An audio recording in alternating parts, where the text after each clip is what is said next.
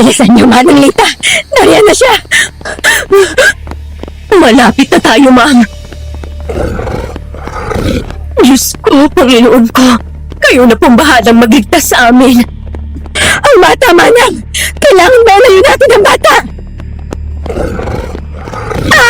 Ma'am! Nandiyan na yung aswang! Kunin mo tong bata! Tumakbo kayo sa kotse! Bilis! Ma'am! Paano ka? Ako nang bahala sa sarili ko. Basta, hintayin niyo ako sa kotse. Nandoon yung driver. At huwag na huwag mong sasabihin ang nakita mo. Naiintindihan mo? Opo! Sige! Lumapit ka sa akin! Demonyo ka! Hindi ako natatakot sa'yo!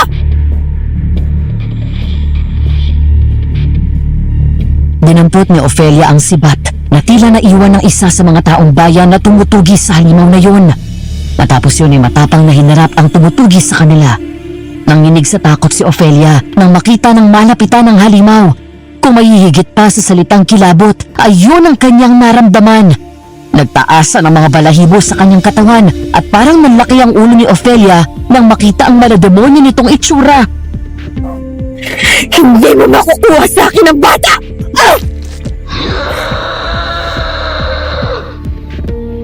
Parang kakampi ni Ofelia ang langit ng sandaling yun. Matapos tumama ang sibat sa dibdib ng aswang at nagtangka itong sumugod sa kanya. Hanggang sa napalingon siya nang marinig ang paparating na maraming tinig ng mga taong tumutugi sa aswang. Doon ako umalis at kumaripas ng takbo. Ma'am Ofelia! Ma'am!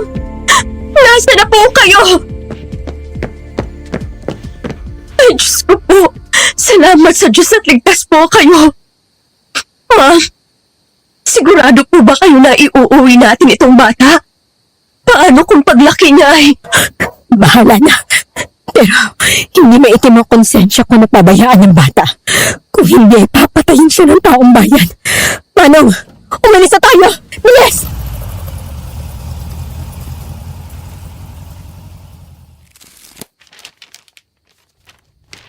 Madaling araw bandang 4:00 nang bumangon ako mula sa kama. Hindi ko maintindihan pero ayaw akong dalawin ng antok. Mabuti pa ang asawa ko na tulog sa tabi ko at mukhang malayo na yata ang nararating sa panaginip. Napatingin ako sa petsa at natigilan. 10 taon na rin pala ang nakalipas mula ng araw na yun. Bumuntong hininga ako at mula sa drawer na aming bedside table ay kinuha ko ang notepad ko at nagsimulang magsulat. Dear Aswang Diaries at Madam Venus, isang magandang umaga sa inyo. Habang sinusulat ko ito ay hindi ako sigurado kung tama ba ang ginagawa ko.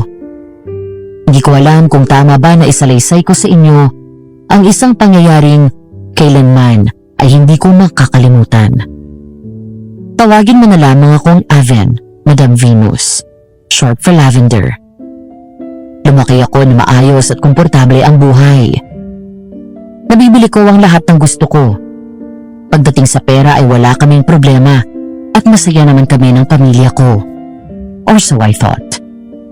Dahil sa amin, masasabi ko na si Ate Claire ang hindi masaya. Malaki ang galit niya sa mundo at sa mga magulang namin. Ate Claire grew up with a lot of insecurities in life, lalo na sa akin. I grew up and witnessed how my dad neglected and always compared her to me. Dahil doon ay naging rebelde si ate at naging major problem ni dad. Sa halip na magkasundo, ay mas lalong lumaki ang gap ng dalawa. I was 13 years old when a tragedy happened that changed our lives forever. An event that made my father hate Ate Claire even more. Pinatapon niya si ate sa probinsya namin at nang bumalik sa amin sa Maynila makalipas ang ilang taon, doon na nagsimula ang sunod-sunod na kababalaghan na kahit sa panaginip ay hindi ko inaasahan na mangyayari sa akin.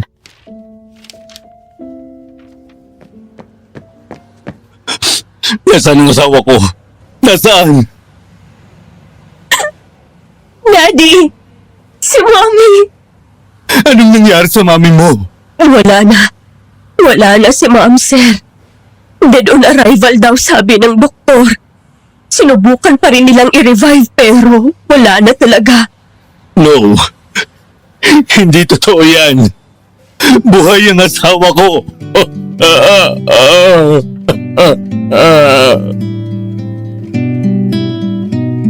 Tumakbo si Daddy papasok ng emergency room at doon sa isang kama, nakahiga ang wala ng buhay na katawan ni Mommy.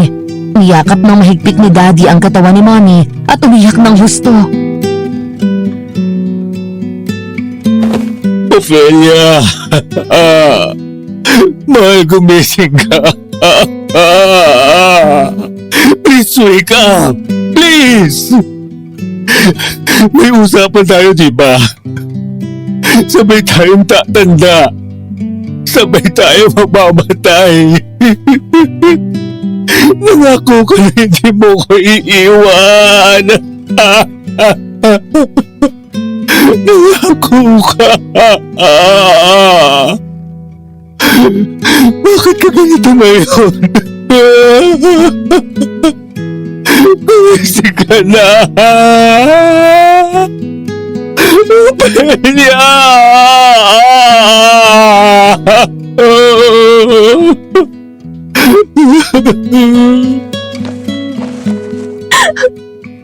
Wala na ba talaga si Mommy, Dad? Anak, nandito pa si Daddy. Hindi kita pababayaan.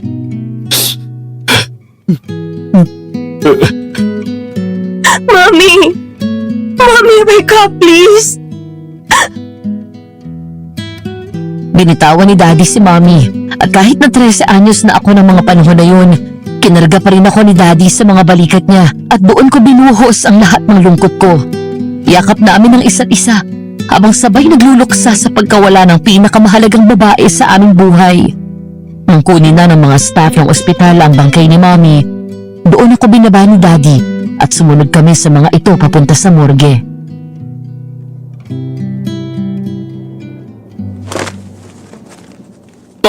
Paanong nangyari ang aksidente? Ha? Ang sabi niya sa akin kanina nung huling beses kayong nag-usap sa phone, magluluto pa siya ng hapunan. Naku, sir. Kasi po, dumating itong si Claire sa bahay. Lasing na hinatid ng mga kaibigan niya. Nakainom? 16 anyos pa lang yun, umiinom na siya? At kailan ba siya natuto magmaneho? Naku, sir. Hindi na lang sinusumbong ni Ma'am sa'yo pero problema niya yan kay Claire. Hindi niya malaman kung saan natuto mag-drive. Tapos madalas umuwi ng lasing. Nasaan ba ang ate mo? Ginagamot pa rin po ng doktor. Tapos ayun ho. Pagdating sa bahay ay biglang kinuha ang susi ng kotse ni Ma'am at nagpupumilit na ilabas ang sasakyan. Pinipigilan namin pero ayaw paawat. Nagbanta pa nga nawawa sa akin yung gate eh. Hindi namin alam kung bakit pero parang galit na galit. Dahil nga sa pag-aalala ni Ma'am at natataranta na rin siya. Sumakay si Ma'am. Ang sabi ng mga pulis ay mabilis ang takbo ng kotse at nawala ng kontrol kaya bumangga sila sa isang poste. Hindi daw po kasi naka-seatbelt si Ma'am kaya siya ang napuruhan. Nasaan na si Claire? Ha? Nasaan na ang babaeng yan? Daddy! Ay, sir! Tama na po! Daddy, sorry po! Sorry po, Daddy! Hindi ko po sinasadya! Hindi ko po talaga sinasadya! Sorry po! Sorry po! Sorry? May ibabalik ba ng sorry mo ang buhay ng asawa ko? Ha? Mabubuhay ba siya ng mga iyak at sorry mo? Daddy! I'm sorry! Wala ka nang ginawang tama. Pinatay mo pa ang asawa ko. Mula ngayon, ayoko nang makita ang pagmumukha mo. Daddy, wag po! Huwag niyo mo naman palayasin, Dad! Please! Daddy, tama na! Huwag mo lang saktan si ate! Halika dito. Nagkagulo kami nang biglang hablutin ni Daddy ang damit ni Ate Claire at kinaladkad papasok ng morgue. Habang kami ni Manang ay panayang awat sa galit na ama ko. Daddy! Wag mo! Daddy, tama na po! Halika dito, sabi! Halika! Ayan! Tignan mo! Tignan mo ang itsura ng mami mo! Tignan mo ang resulta ng ginawa mo! Buhay pa siya nang umalis ako ng bahay kanina. Masigla siya. Tapos pinatay mo! Pinatay mo ang asawa ko! Sorry po, Mami. Sorry. I'm so sorry. Hindi ko naman sinasadya eh. Bukas na bukas din, Manang Lita. Iimpake mo ang mga gamit nito. Tapos ipadala sa probinsya. Daddy, no! Hindi ka uuwi hanggang hindi ko sinasabi. Daddy, kahit mula sa pagkatapos ng libing ni Mami. Hindi. Wala kang karapatang pumunta kahit sa libing niya. Ikaw ang dahilan kung bakit namatay ang asawa ko. Kaya lumayo ka sa amin. Doon ka sa probinsya hanggang sa magtino ka.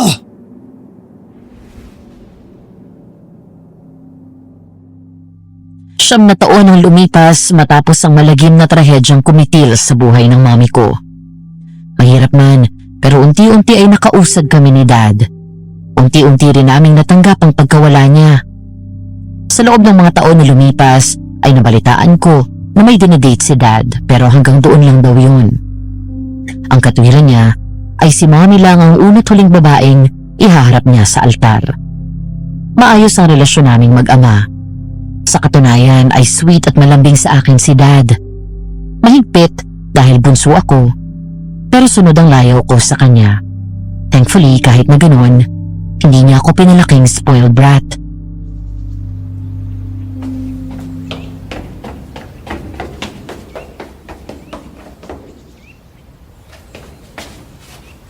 Hi, Daddy. Oh, nakabihis ka. Saan na naman ang punta mo? Daddy, nakalimutan mo na ba? Aalis kami ni Kuya Joey ngayon. Nangako kasi siya sa akin na ipagsha-shopping niya ako. Huwag niyo uubusin ang pera ng Kuya Joey mo, ha? Bahala siya. Nagyaya siya eh. Ima-max out po ang card niya. Anak, umamin ka nga sa akin. May gusto ka ba dyan kay Joey? Daddy naman, wala po. Kapatid lang talagang tingin ko kay Kuya Joey. Crush. Wala ka bang ibang crush sa school? Si Daddy ang kulit. Wala nga po. Tsaka as if naman papayag kayo magka-boyfriend ako agad. Sabi niyo, tapusin ko muna ang pag-aaral ko. Oo nga, sinabi ko yon. Pero kung may manliligaw sa'yo at nakilala at nakita ko naman ng matino, bakit hindi, anak? Talaga po, Dad? Abay, kung magugustuhan ko lang, ha? Naputol ang pag-uusap namin nang mapalingon kami at pumasok ang isang babae. Hindi namin agad ito nakilala, kaya nagtaka pa kami nang nagkatinginan ni Daddy. Nang makalapit ito, doon nagliwanag ang mukha ko matapos siyang makilala. Ate Claire? Ate! Hi, Evan. Masaya akong tumakbo palapit kay Ate Claire at niyakap ito ng mahigpit.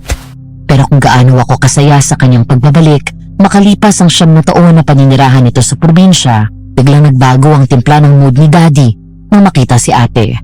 Lumapit siya kay Dad at humalik sa pisngi at nagmano. Pero hindi nagbago ang ekspresyon sa mukha nito, nakasimangot at nakapurmal. Anong ginagawa mo dito?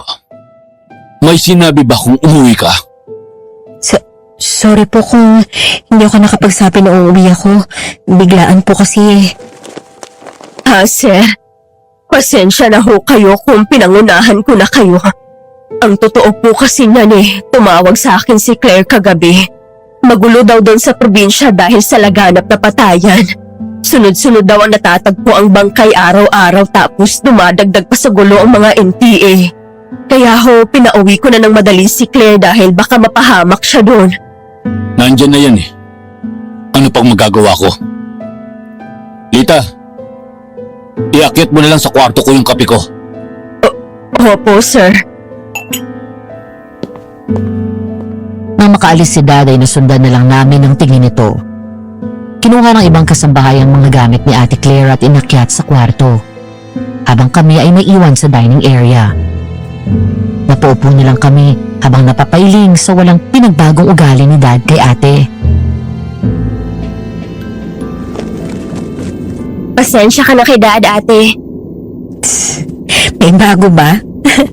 Inaasahan ko na yan. Kung ako lang, hindi na ako babalik dito. Anong plano mo ngayon, Claire? Kakausapin si Dad na baka pwedeng magpatuloy ako ng pag-aaral.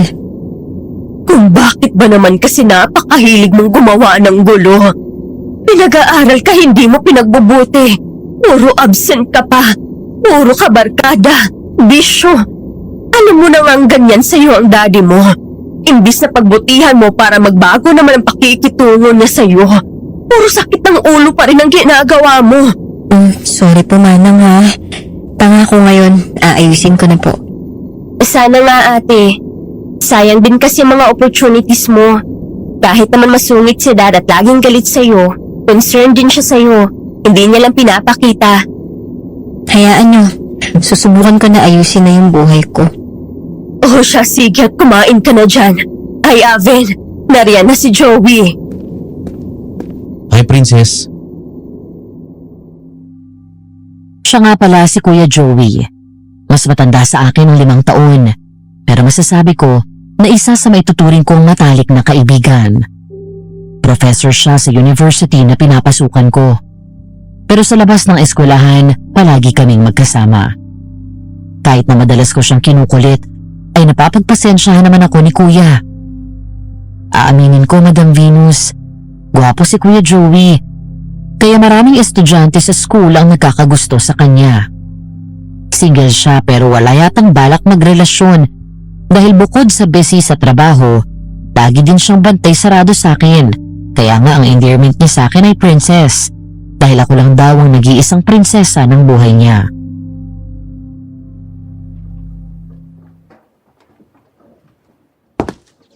Kuya! Ready? Yup. Siya nga pala. Kuya Joey, si Ate Claire. Ate, si Kuya Joey, anak ng best friend ni Dad. Pinsan mo? Hindi. Kapatid ko. Sa probinsya kasi siya nakatira. Ngayon lang siya umuwi dito. Ganun ba? Hi, nice to meet you. Nice to meet you din. Aven, may lakad kayo? Oo, ate. Mamaya na lang tayo magpintuhan pagbalik ko, ha? Halika na, baka malate tayo sa showing ng movie. Bye, ate. Bye, Manang. Sa kabila ng mabigat na pakikitungo ni Daddy kay Ate Claire, hindi naman siya nagdalawang isip nang magsabi na gusto na nitong ituloy ang pag-aaral. Lumipas sa mga araw, nakita ko naman ang pagbabago kay Ate Claire. Totoong tinutukan niya ang pag-aaral. Bukod dun, ay mahilig din itong magpainting. Dahil sa nangyaring aksidente noon, pinagbawalan ni Dad si ate na mag-drive at kahit kumuha ng lisensya. Kaya naman palagi ko siyang sinasabay pagpasok sa school. Pagbaba namin ng kotse ay nakita namin sa di kalayuan si Kuya Joey.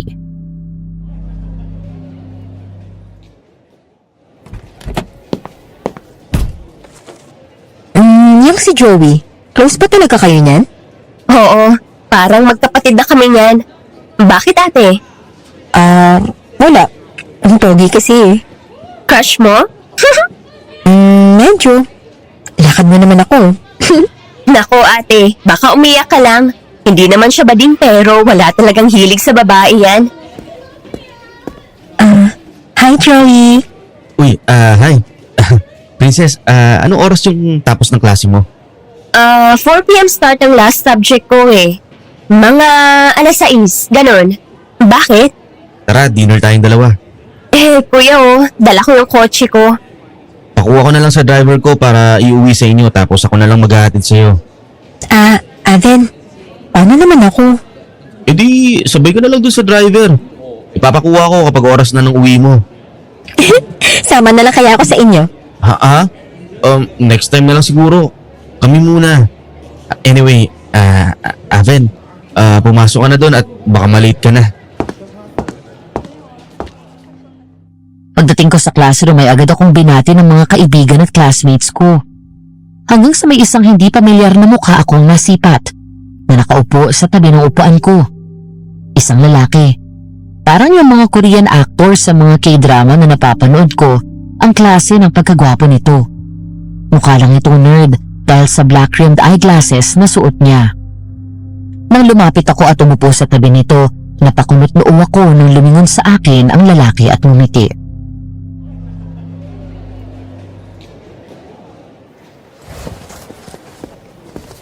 Even, right?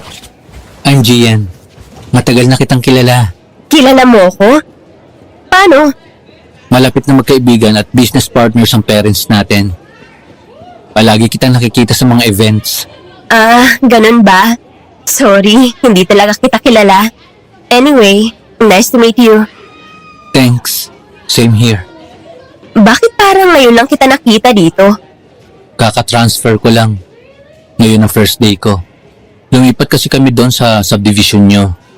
Hassle kung biyabiyahe ako mula sa bagong bahay namin papunta sa dating university na pinapasukan ko. Ayoko namang mag-dorm kaya nag-transfer na lang ako. Ang daldal mo pala, no? Napansin mo pala. Pero hindi ako laging madaldal. Ang kinakausap ko lang, yung mga taong gusto ko. Ha? Nandyan na si Prof. Nang makilala ko si Gian, ang akala ko ay maiinis ako sa kanya at hindi kami magkakasundo dahil sa kakulitan at kadaldalan nito. Hindi pala. Dahil habang dumadaan ang mga araw na nakakasama ko siya ng matagal, ay mas na-enjoy ko ang company ni Gian. Walang dull moments. Kasabay ng pagkakalapit namin ni Gian, ay napansin ko ang pagbabago ng pakikitungo sa akin ni Kuya Joey. Kung paanong tratuhin ng lalaki ang babaeng nagugustuhan nito. Mas napapabilis na iniimbita niya akong lumabas. Bukod doon, naging mas extra sweet siya sa akin. Nagbibigay ng bulaklak, regalo, pagkain, lahat ng mga paborito ko.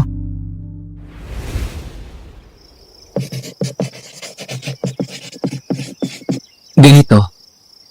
Okay na ba to? Oo, ganyan. Ayos, ang ganda. Tsak, uno na naman ang ibibigay ni Sir sa project natin. Ay, kapagod.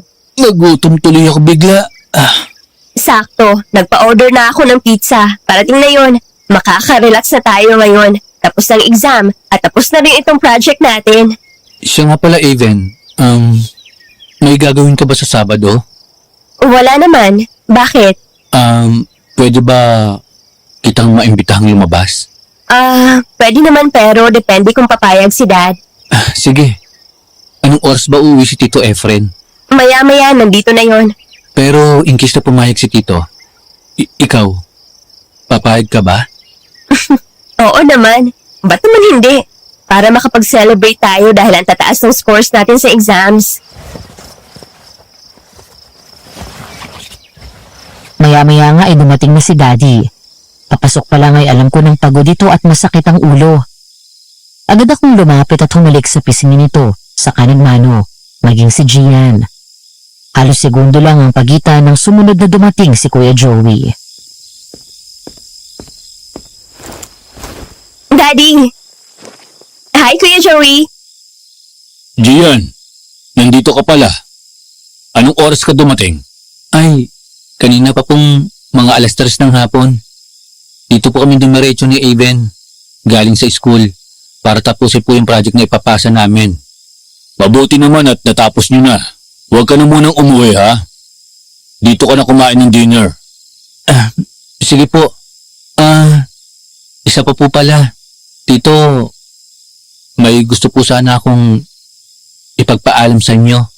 Sige. Ano yun? Kasi po, gusto kong ipagpaalam si Even. Iimbitahan ko po kasi siya sa Sabado na lumabas.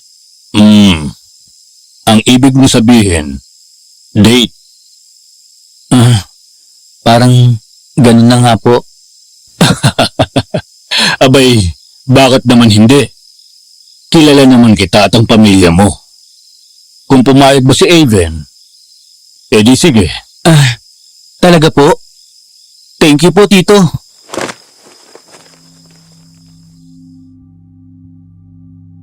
Mula sa sala ay dumiretso kami sa dining area kung saan hinahanda na ng mga kasambahay ang hapunan namin. Nasa gitna kami ng pag-uusap nang dumating si Ate Claire. Muli na namang pumormal si Dad pagkakita kay ate at hindi kumibo noong nagmano siya at humalik sa pisngi.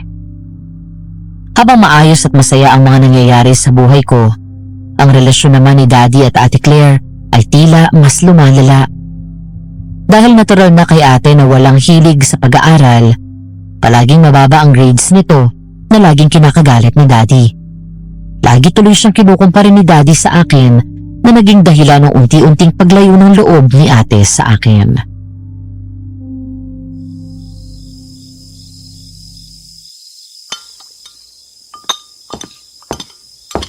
Bakit ngayon ka lang? Hindi ba't alas 4 ng hapon ang uwi mo? Lumabas lang po ako kasama ng mga classmate ko. Kumain lang po kami. Kumain? Eh hanggang dito naaamoy kita. Uminom ka na naman. Kailan ka uuwi sa oras, ha? Palagi ka na lang late umuwi. Hindi ka gumaya dito kay Even. May disiplina. Alam ko hanggang anong oras lang siya nasa labas. Ikaw ang matanda, pero ikaw ang palaging pasimuno ng kalokohan. Sorry po. Nakaramdam ako ng awa kay Ate Claire, Madam Venus. Alam ko na napahiya siya sa harap ni Gian at Kuya Joey, pero hindi ko naman masaway si Dad. Dahil baka ako ang balingan niya ng kanyang galit. Pigil ang luha at tahimik na naupo na lang si ate sa isang bakanting silya sa harap ng mesa. Para bumaba ang tensyon ay binaling ko ang atensyon ng lahat kay Kuya Joey.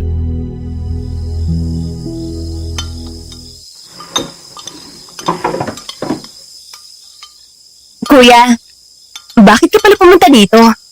Oo nga pala. May pinapabigay si Mami sa'yo. Eto. Nag-bake siya ng brownies na paborito mo. Tapos may binili siyang blueberry cheesecake. Ang sabi niya, ibigay ko raw sa'yo. Nako, si tita talaga nag-abala pa. Thank you, kuya.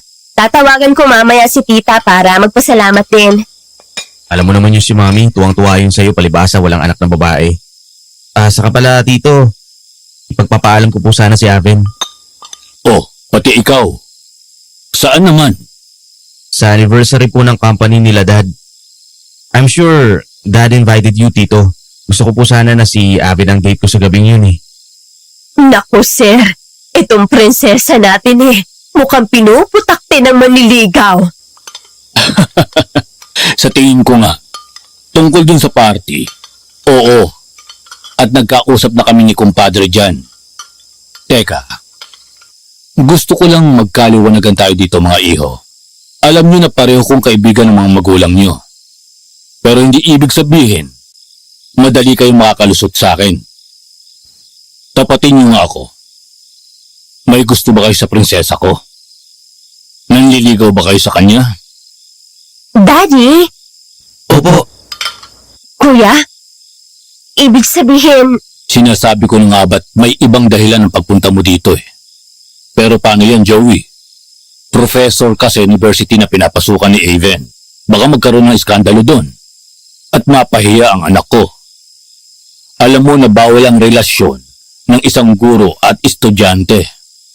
Huwag po kayong mag-alala, Tito. Hindi naman po ako nagmamadali eh. Hihintayin ko po tong si Aven na makagraduate bago ako formal na manligaw. Alam na po to ng parents ko, Tito. Matagal ko na pong mahal si Aven nang higit pa sa kaibigan. Ako rin, Aven. Kung hindi ka pa ready ngayon, willing ako maghintay sa'yo. ay, dalaga na nga talagang alaga ko.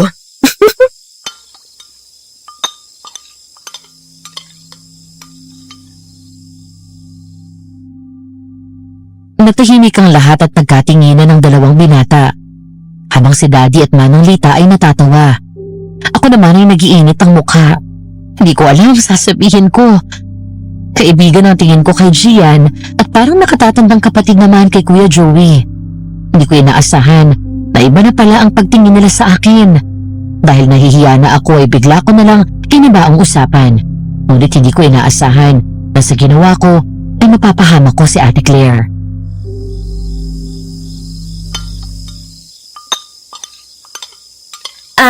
Daddy? Dad? Dala ko na yung exam papers ko. Gusto mong makita? Sige nga, patingin ako. Nagmamadali akong pinakita ang mga test papers ko. Napangiti ako nang makita ang saya sa mukha ni Dad habang isa-isang tinitignan ang mga papel na hawak. Parang biglang nawala ang pagod nito. Pagkatapos ay hindi mawala ang ngiti na tumingin sa akin.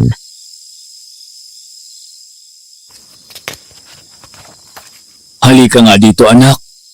Payakap naman si Daddy.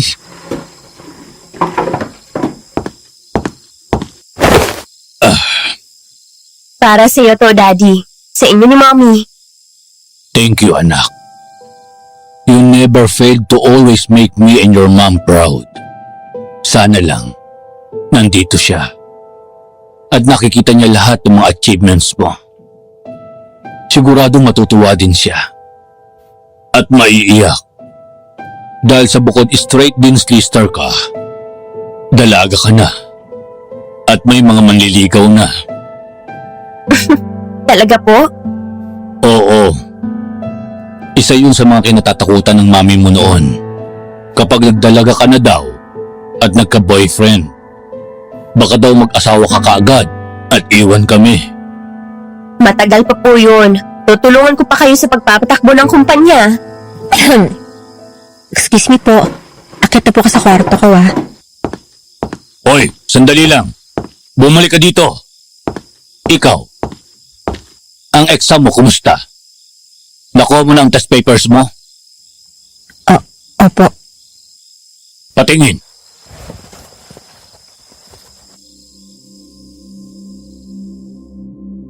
Nag-aalala na palingon ako kay Ate Claire. Nakita ko ang panginginig ng kamay niya habang hinuhugot mula sa bag ang mga papel na parang nalamukos na. Habang ang mukha ni ate ay tila maiiyak ka namang oras. Patabog na kinuha ni Daddy ang mga test papers. Maya-maya lang ay halos magbuhol ang mga kilay nito at tumayo.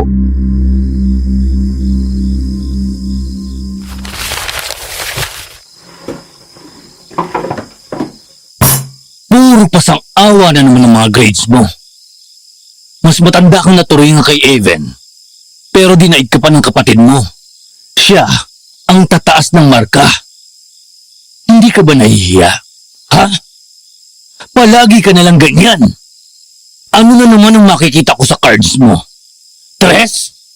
Daddy, tama na po. Please. May mga bisita tayo. Huwag kang makialam dito, Evan. Kailan mo planong tumino sa pag-aaral, ha? Ate Claire. Sige na, akit ka na sa room mo. Ako nang bahala kay Daddy. Pagpasensyahan mo na. Sorry po, Dad. Babawi na lang po ako sa susunod. Babawi? Babawi! Yan at yan ang naririnig ko sa'yo. Pero walang pinagbago ang mga grades mo. Akit na po ako.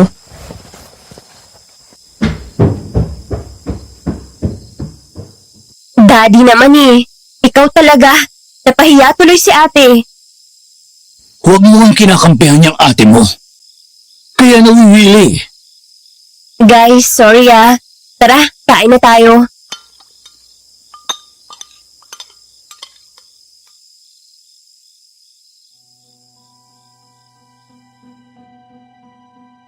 Madaling araw. Hindi ako sigurado kung ano ang eksaktong oras, pero nagising ako sa kalaliman ng gabi dahil sa mga kaluskos na nagmumula sa labas ng teres ng kwarto ko. Dumilat ako at may nahagip na anino ang mata ko na nakatayo sa labas ng teres. Pero dahil antok na antok pa ako, kumikit lang ako at hindi yon pinansin. Hanggang sa... Sino yan? Yaya? Ba't ang ingay? Dahil sa ingay na yon ay napilitan akong dumilat ulit at bumangon. Nakusot ko bigla ang mata ko nang tuluyang maaninag ang anino na nakatayo sa harap ng pinto doon sa teres. Ang akala ko ay nananaginip lang ako.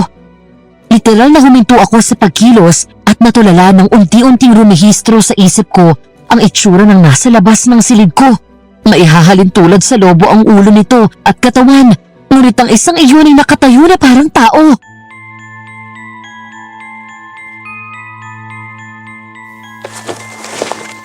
Oh my God! Ano yan? Hanggang sa bigla akong mapaatras sa gulat at sumiksik sa headboard ng kama nang biglang kalampagin ng malakas ng nilalang na yon ang salamin ng pinto. Nahila ko ng husto ang kumot ko. Niyakap na mahigpit ang unan habang tulala sa takot. Hindi ko alam ang gagawin ko. Gusto kong sumigaw. Pero parang walang boses na lumalabas sa bibig ko. Daddy? Dad? Daddy! Nang sa wakas ay makasigaw ako, ay doon dahan-dahang bumukas ang pinto ng teres.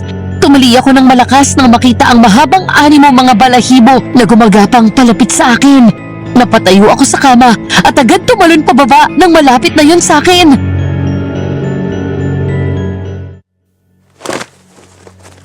Daddy! Dad! Tulong! Tulungan niyo ako! Dahil sa labis na takot at pagpapanik ay nanginig ang mga kamay ko at hindi ko magawang buksan ang pinto. Hanggang sa may bigla na lang sumakal sa akin mula sa likod. Napahawak ako sa leeg at doon ko naramdaman ang makapal na balahibong nakapulupot sa akin. Pumadyak ako ng husto nang iangat ako nito mula sa sahig. Takot na takot ako ng mga sandaling yon, Madam Venus. Iyak ako ng iyak habang nakatingin sa anino sa labas ng kwarto ko at mula doon ay narinig ko ang nakakatakot at malademonyo niyang tawa.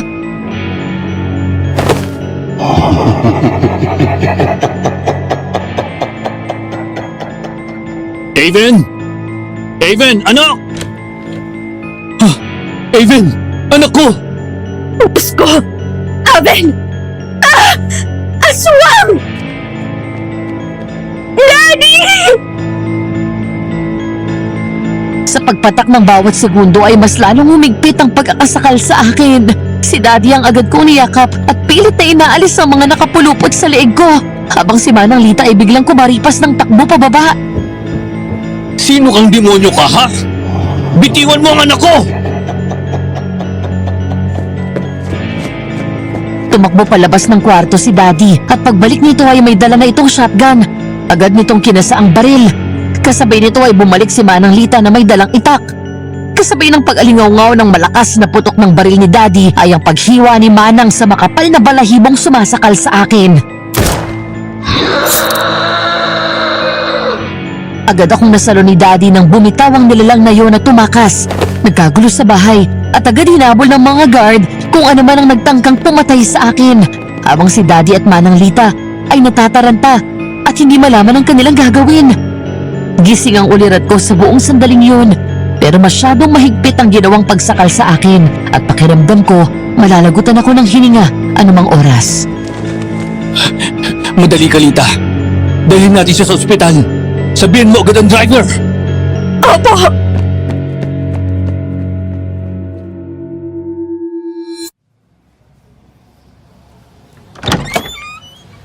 Napalingon kaming lahat nang biglang bumukas ang pinto at tumahangos na pumasok si Kuya Joey.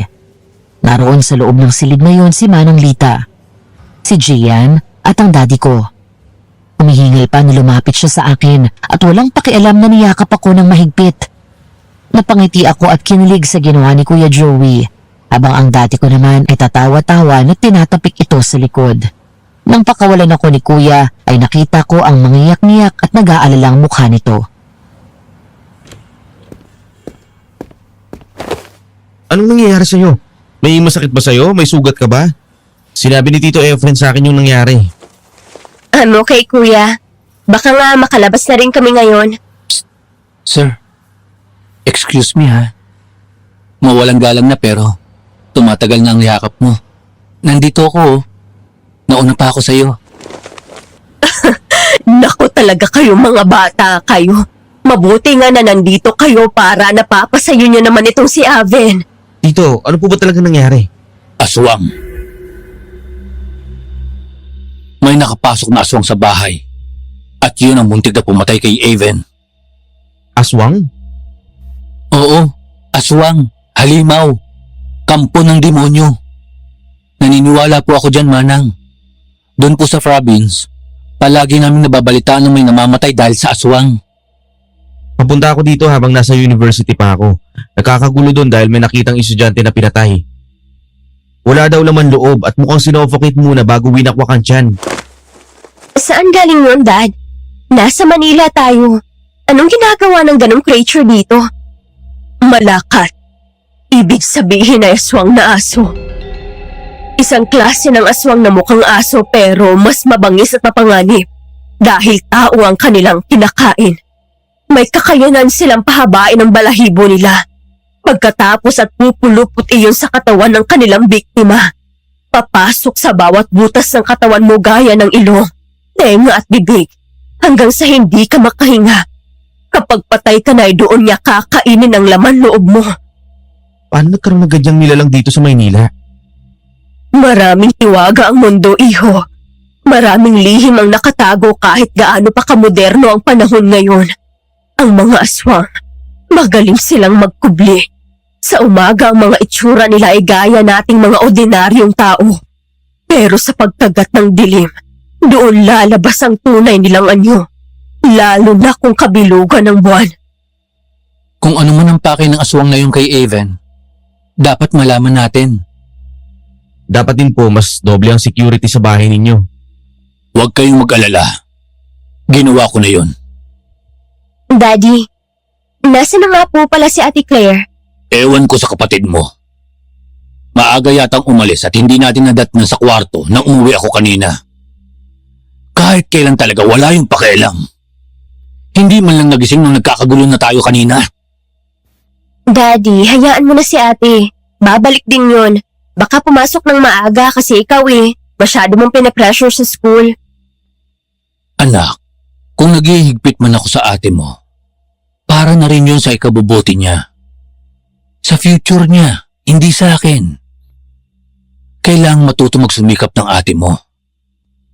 Hindi dahil marami tayong pera, wala na siyang gagawin.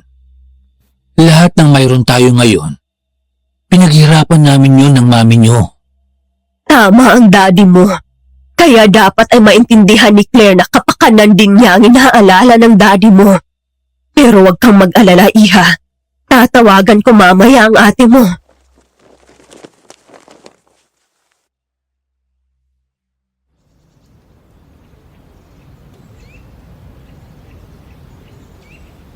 Hindi naman ako nagtagal sa ospital at pinalabas din ako ng doktor ng araw na yun. Muli na namang napagalitan si Ate Claire dahil pagdating namin sa bahay, wala pa rin ito at gabi na umuwi. Ang katwiran ni Dad, muntik na akong mamatay pero wala pa rin itong kaalam-alam.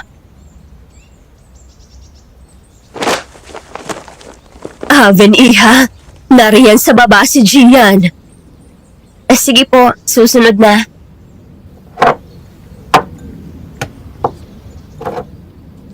Matapos kong ayusin ang study table ay bumaba na rin ako at naabutan ko sa garden si Gian. May dala itong paborito kong pastries at bulaklak. Agad ngumiti ito sa akin nang makita ako at pinaghila pa ako ng upuan. Para sa'yo. Dinalhan kita nitong favorite pastries mo. At saka itong bulaklak. Salamat. Pero bakit may pa-flowers? Naliligaw ka na ba? Ha? Pwede na ba? Sabi mo kay Dad after ng graduation pa. Joke lang.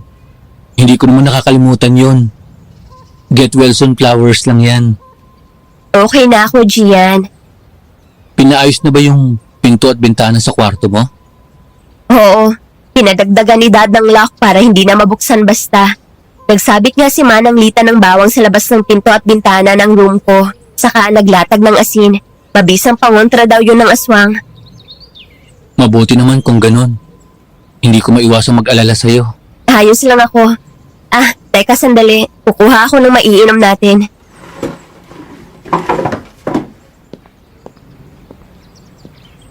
Papasok pa lang ako sa kusina nang bigla kong huminto at biglang magtago sa gilid ng pinto.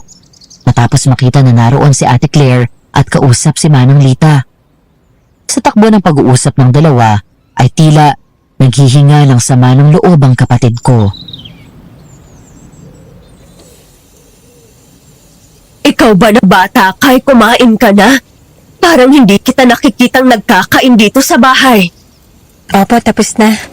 Lumabas ako kanina. Namimiss ko po kasi yung tapsilombin sa labas ng subdivision eh. Naku, ikaw talaga. Gumagastos ka pa. Umiiwas lang po. Alam niyo naman po si Dad. Makita lang ang mukha ko, nasisira na kaagad yung araw niya. Pasensyahan mo na yun. Alam mo naman yun masungit minsan. Pero mabait ang daddy mo. Kay Aben, oo. Sa akin, hindi naman manang eh. Kahit nung bata pa ako, kapag si Mommy at Aben ang kausap niya, palagi siyang nakangiti. Masaya, sweet, tawa ng tawa. Pero kapag ako nakakaharap niya, lagi nang nakapormal. Ay, mula noon, palagi niya na lang akong kinukumpara kay Aven. Siya ang magaling, maganda, matalino. Parang nung nagsabog ng kamalasan si Satanas, nasa unahan ako ng pila. Noong nagsabog naman ng kabutihan, ganda at talino ang langit, sinalo lahat ni Aven. Iha, hindi naman sa ganun. Ay, alam niya yung pakiramdam na pinagkaitan ako ng buhay na maging masaya. Gusto ko po si Joey eh. Pero kahit siya, si Aven din ang gusto. Lahat na lang ng tao, puro si Aven ang pinipili. Tira-tira na lang yata ang meron ako. Huwag kang mag-isip ng ganyan. Kaya nga palagi kong sinasabi sa'yo na pagbutihan mong pag-aaral mo. Hindi yun lagi kang napapabarkada at kung ano-anong kalokohan ang ginagawa nyo.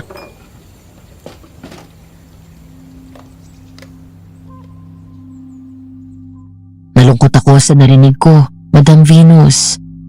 Habang tumatagal, dahil sa mga insecurities ni ate ay palagi niya sa akin nabubuntong ang galit kay Dad. Tuluyang lumayo ang loob ni ate sa akin. Palagi niya akong tinatarayan at sinisigawan kapag lumalapit ako. Napansin ko ang malaking pagbabago sa ugali niya. Madalas ay nahuhuli ko siyang matalim na pinupukol ako ng nanlilisik niyang mga mata. Hayaan mo manang, darating ang araw, ako naman ang magiging bida. Sige ho, akit na ako sa kwarto. Nang marinig ko na palabas si Ate Claire, ay madali akong tumakbo at nagtago ako sa likod ng malaking vase. Mula sa kusina ay tumuloy si Ate Claire sa taas. Wala naman akong kasalanan, pero nakaramdam pa rin ako ng guilt.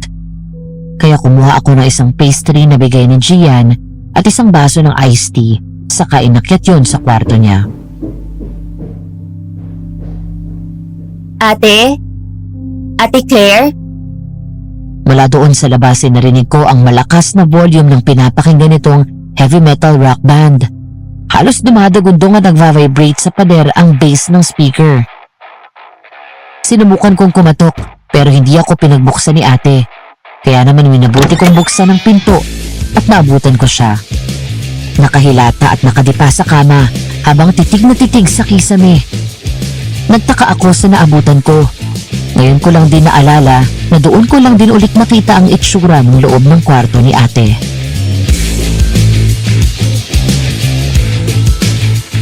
Oh, anong ginagawa mo rito?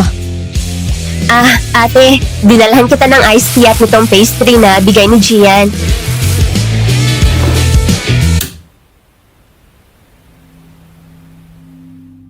Bigla itong tumayo at tinigil ang pinapakinggan nito. Pumasok ako sa loob at nilapag ang dala ko sa study table, saka gumala sa paligid ang tingin ko. Madilim sa loob kahit na mataas ang araw dahil nakasarado ang blackout curtain sa bintana at pinto papunta ng teres. May mga drawing sa dingding na puro mga nakakatakot na kung ano-anong nilalang.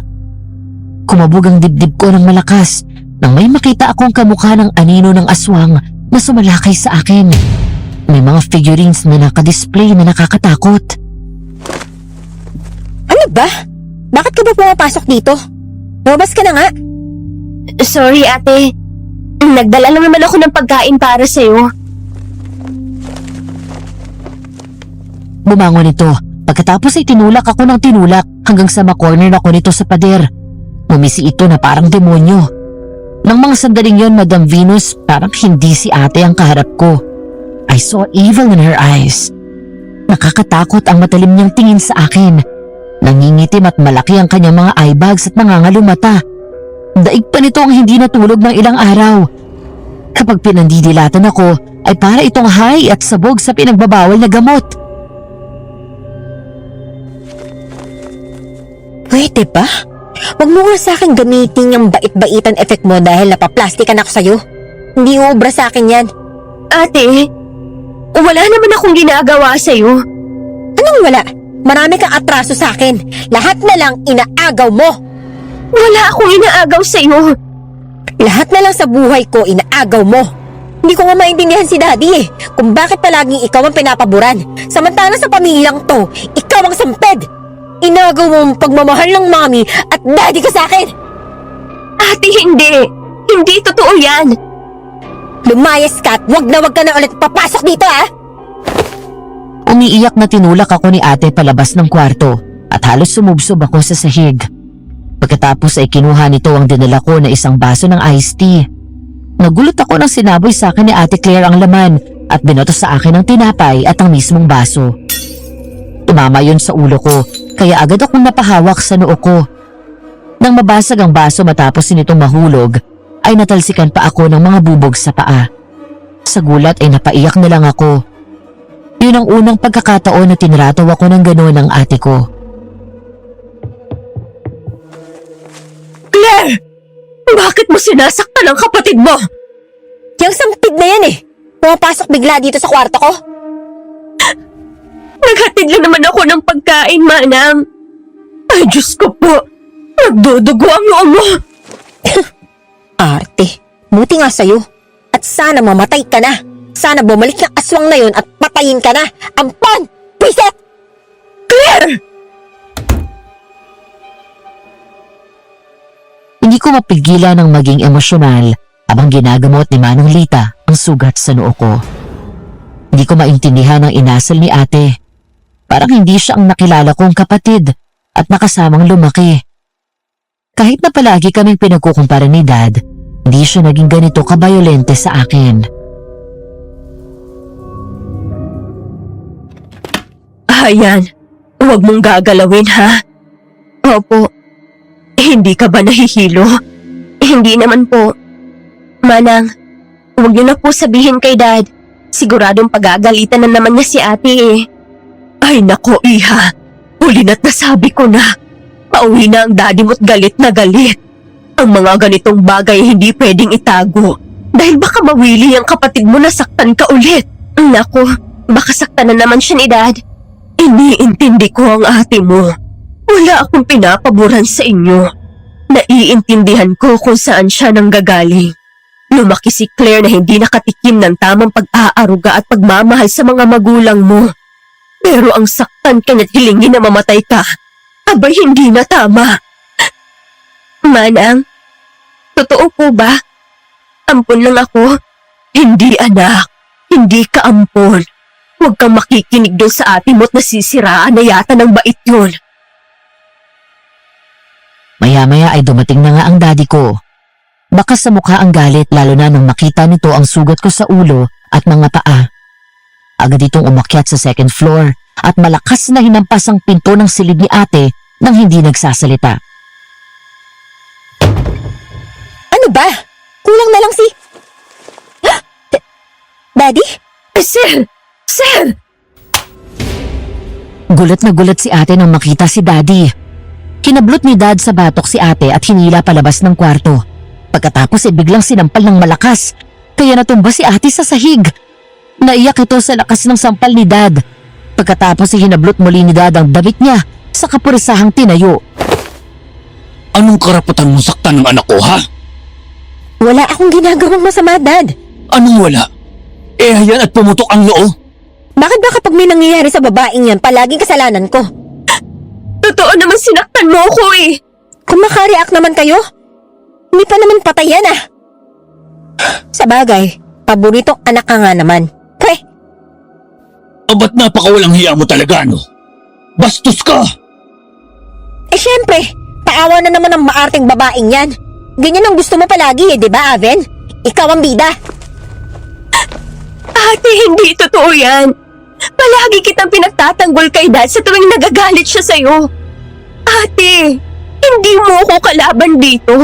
Magkapatid tayo. Kung may kakampi sa'yo dito, ako yun!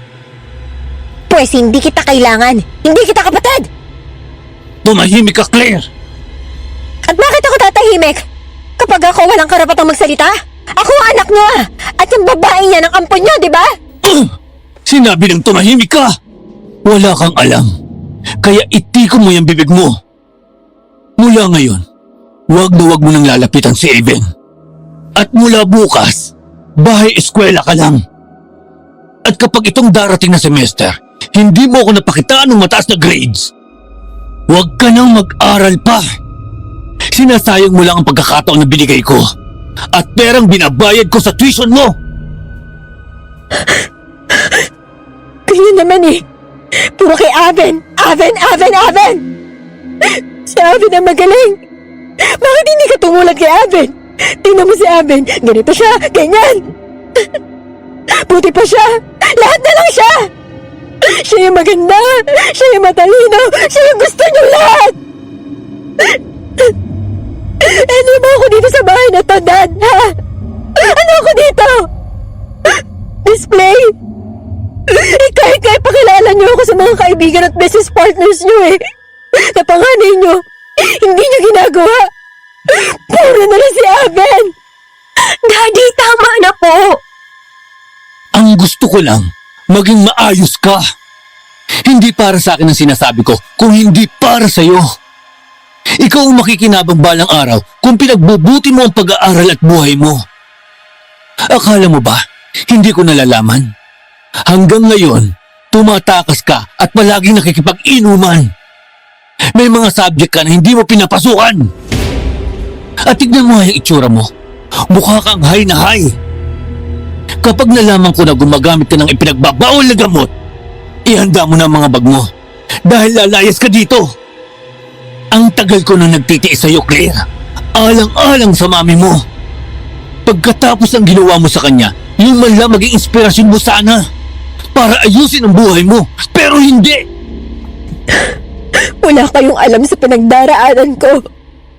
Dahil ayaw mong ipaintindi sa akin. Aven, dun ka na sa kwarto mo. At mula ngayon, iwasan mo na ang babaeng ito. Yes, Dad.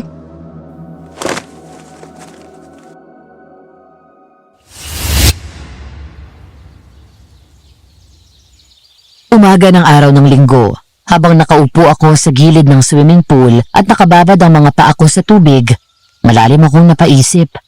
Dahil sa nangyaring gulo sa pagitan namin ni ate, ay tuluyan na rin akong umiwas, Madam Venus. Hindi ko na rin pinagsiksikan ang sarili ko sa taong ayaw sa akin. Hanggang sa nagulat na lang ako nang may biglang humalik sa pisngi ko, sabay litaw ng isang bungkus ng bulaklak sa harap ko. Flowers for my princess. Kuya! Gumaan bigla ang pakiramdam ko nang lumingon ako at makita ang gwapo at nakangiting mukha ni Kuya Joey. Kumabog ang dibdib ko habang patuloy akong nakatitig sa maganda niyang mga mata. Habang tumatagal ay nag-iiba na rin ang tingin at nararamdaman ko sa kanya. Mas nagiging espesyal siya sa akin at iba ang sayang binibigay ni Kuya Joey kapag nasa tabi ko siya. Surprise!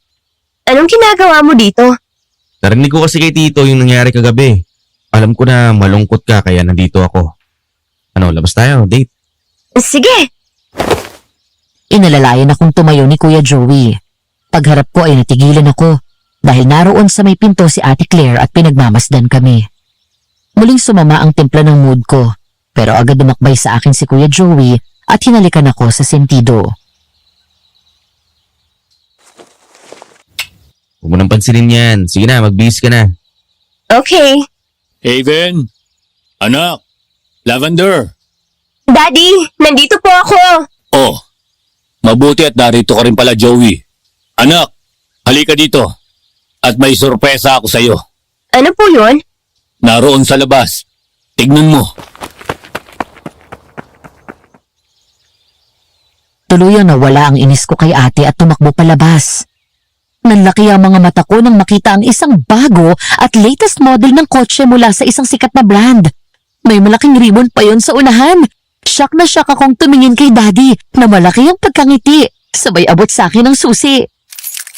This is for you, Iha. Regalo ko yan sa'yo. Dahil matataas na naman ang mga grades mo. Oh my gosh, Daddy! Thank you! Ang ganda-ganda ng kotse! Talaga bang akin to? Of course, anak. Sa'yo yan at wala nang iba. You deserve it. Kuya, ito na lang ang gamitin nating kotse. Sure. Kuminto ang masayang usapan namin nang mapalingon kami matapos padabog na umakyat si Ate Claire papunta sa kwarto nito sabay bagsak ng malakas ng pinto. Kung noon ay naaawa pa ako sa kanya. Matapos ng ginawa niya sa akin, nawalan na rin ako ng amor sa kanya. Huwag mo nang pansinin yun. Magbihis ka na para makalis na tayo.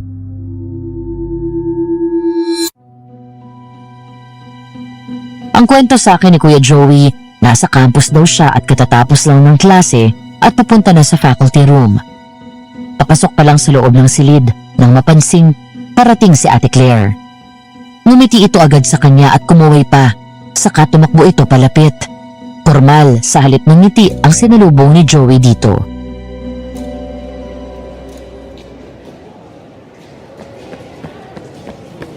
Joey! Miss Flores, it's Mr. De Los Reyes. Professor ako dito at nandito tayo sa campus kaya please lang. Ito naman masyadong formal. O sige na nga, sir. Anong kailangan mo? Tapos ka na ba sa klase mo? Hindi ka, labas tayo. Yes, tapos na ang klase ko pero may lakad pa ako. Pupuntahan ko si Aven, sige na. Si Aven na naman. Pati ba naman ikaw, puro bukang bibig si Aven? Eh bakit? Sino bang dapat bukang bibig ko? Ikaw? Joey, gusto kita. Gusto kita. Please naman, oh. Bigyan mo naman ako ng chance. Claire, alam mo sa umpisa pa lang na si Aven ang gusto ko, di ba? Ano bang meron ng babae yan at lahat kayo nagkakandara pa sa kanya, ha? Huwag ka na magtanong na alam mo masasaktan ka. Wala kang sasabihin, Claire, na importante. Sige na, excuse me. Sandali lang! Joey! Joey!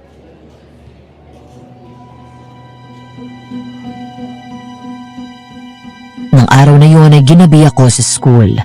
May parating kasing event sa campus na pinaghahandaan ng org na kinabibilangan ko. Pasado 10:00 ng gabi nang matapos kami. Paglabas ng office ng org ay nagpaalam agad ako sa mga kasama ko at dumiretso ako sa comfort room. Mangilan-ngilan na lang ang estudyante doon sa school at ako na lang natira sa department namin dahil Sabado rin ang araw na yun. Maya-maya,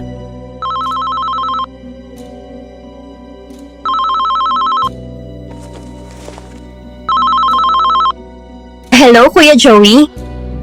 Tapos ka na? Yes, pauwi na rin. Magsi-CR lang ako. Susunduin ka ba ngayon? Oo, pero tatawag pa lang ako sa driver. Huwag na. Ako na maghahatid sa'yo. Mga less than 10 minutes. Nandiyan na ako sa gate. Okay, see you. paglabas ko ng cubicle ay agad akong naghugas ng kamay. Ngumiti ako sa sarili kong refleksyon sa salamin. Namalayan ko na lang na nag-aayos ako ng buhok at nire-retouch ang makeup ko. Nakaramdam din ako ng excitement dahil muli na naman kaming makikita ni Kuya Joey.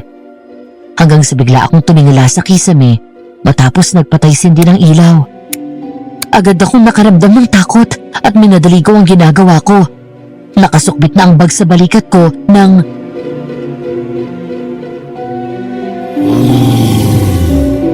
Biglang nanigas ang katawan ko at nanginig sa takot nang marinig ang pamilyar na angil na yun. Pilit kong ginalawang pa ako para kumapit at sumandal sa counter. Mula doon ay nakita ko sa bandang ibaba ng pinto ng cubicle na bumababa sa sahig ang isang pares ng paa na puro balahibo. Sino yan?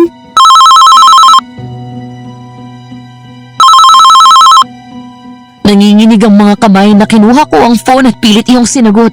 Narinig ko ang boses ni Kuya Joey pero hindi ko nagawang magsalita.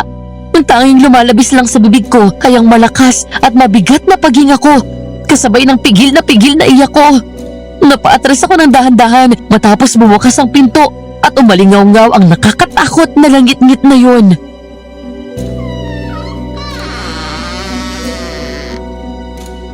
Hello? Aben, nandito na ako sa Hello? Hello? Aben? Napatali ako nang lumabas mula sa cubicle ang isang nakakatakot na nilalang. Mabilis akong umatras at sumiksik sa sulok. Gaya ng sinabi ni Manang Lita, ang mga balahibo nito sa buong katawan ay mahaba. Kulay pula ang mga mata nito at nanlilisik na para bang galit na galit siya sa akin. Ang mga kuko nito sa paa at kamay ay mahaba at matulis, gayon din ang kanyang mga pangil. Nanlaki ang mga mata ko noon nang makitang unti-unting humahaba ang mga balahibo niya sa kamay at gumapang yun papunta sa akin. Aben! Aben, anong nangyari dyan? Kuya! Tulong! Hindi ko alam kung saan ako nakakuha ng lakas at natagpuan ko na lang ang sarili kong kumakaripas ng takbo palabas ng CR. Ang aswang na naroon sa kwarto ko at muntikang pumatay sa akin ay ang aswang na humahabol sa akin ng mga sandaling yon.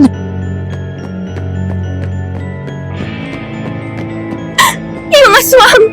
Nandito siya! Hinahabol na ako! Sasalubungin kita! Nang lumingon ako ay nakita ko na patuloy ito sa paghabol. Hanggang sa muling humaba ang mga balahibo nito at mabilis na gumapang papunta sa akin. Pero napunta sa di kalayuan ang atensyon namin nang may lalaking sumigaw na janitor ng school. Nakatingin ito sa aswang. At takot na takot. Mabilis akong nagtago sa likod ng isang malaking puno. Nagtangkang tumakbo ang lalaki pero mabilis na nahuli ng aswang. Nakita ko kung paano pumasok ang mga balahibo nito sa bibig, tenga at ilong ng biktima habang sakal ito sa leeg.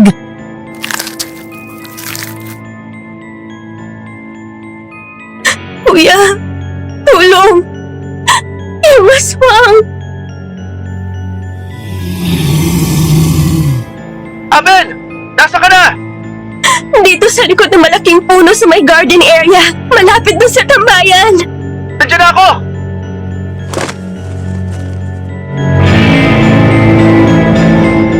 Natakpan ko ang bibig ko nang mula doon sa pinagtataguan ko ay nakita ko na namatay ang janitor sa kamay ng aswang. Kinila nito palapit ang wala ng buhay na katawan nito at dinukot ng kamay nito ang tiyan ng lalaki. Impit akong napaiyak sa takot nang makita akong kinain ng aswang ang laman loob ng biktima. Dahil sa nakita ko, napatakbo ako ng mabilis. Nakita ako ng aswang at hinabol na naman ako.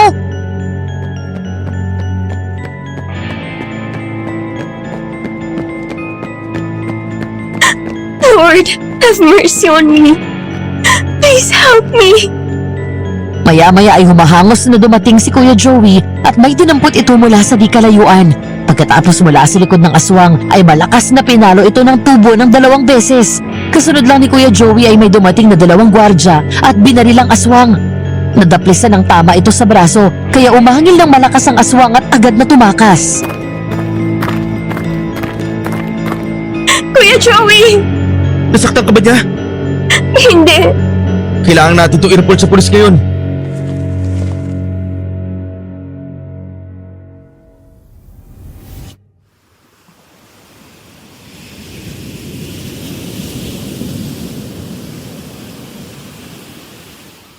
Dahil sa ilang ulit na pagtatangka ng aswang na patayin ako, ay mas lalong nag-alala para sa akin si Daddy. Kaya naman para ma-relax ako at makalayo sa gulo at panganib, ay umuwi kami sa beach resort namin sa Batangas. Dad, Oh, anak. Kumusta ang pakiramdam mo? okay naman po. Maayos ang tulog ko kagabi. Mabuti naman kung ganun. Hanggang kailan po tayo dito? Hanggang Miyerkules. Bakit? Bored ka na ba? Hindi po. Ayoko na nga pong umuwi. Dito kasi tahimik. Walang aswang na humahabol sa akin. Konting tiis, anak. Matatapos din ito. Ginagawan ko ng paraan.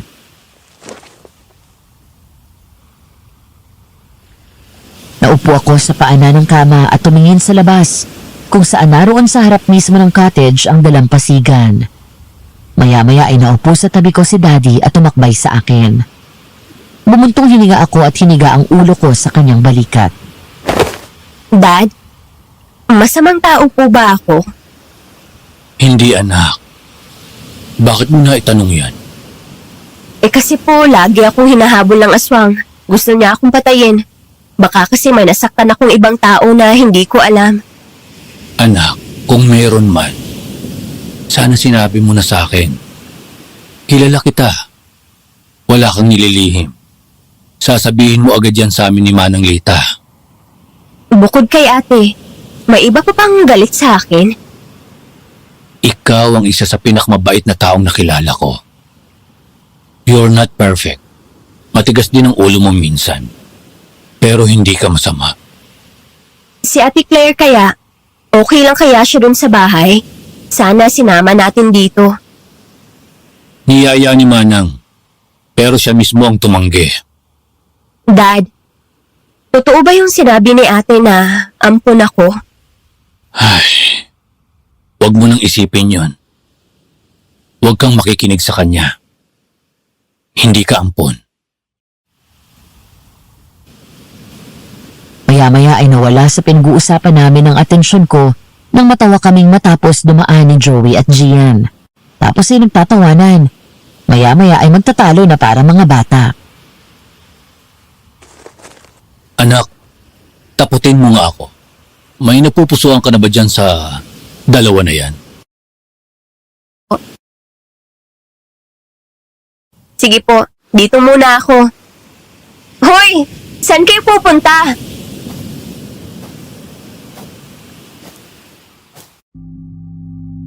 Gabi. Hindi ko alam kung anong eksaktong oras sa mga sandaling iyon. Nakalimutan ko ang nangyayaring banta sa buhay ko habang naroon kami sa beach. Habang nakaupo ako sa buhangin at pinapakinggan ang tunog ng alon, kasabay ng pagmamasid ko sa magaganda at nagsisiksika ng mga bituin sa langit. Maya-maya ay dumating si Kuya Joey at naupo sa tabi ko. Napakiti ako nang inabutan niya ako ng beer.